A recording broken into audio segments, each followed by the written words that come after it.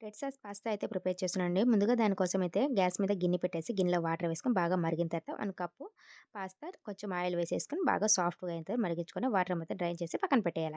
Mixie జార్‌లో 2 tomatoes వేసుకొని బాగా ప్యూరీ చేసి అది కూడా పక్కన పెట్టేయాల. ఇప్పుడు గ్యాస్ మీద పాన్ పెట్టేసి పాన్‌లో కొంచెం బటర్, కొంచెం ఆయిల్ వేసుకొని తర్వాత కొంచెము గార్లిక్, సన్నగా కట్ చేసుకున్న ఆనియన్స్, సన్నగా కట్ చేసుకున్న క్యారెట్, సన్నగా కట్ చేసుకున్న గ్రీన్ చిల్లీ మొత్తం వేసి లైట్‌గా టాస్ చేసేసుకోవాల.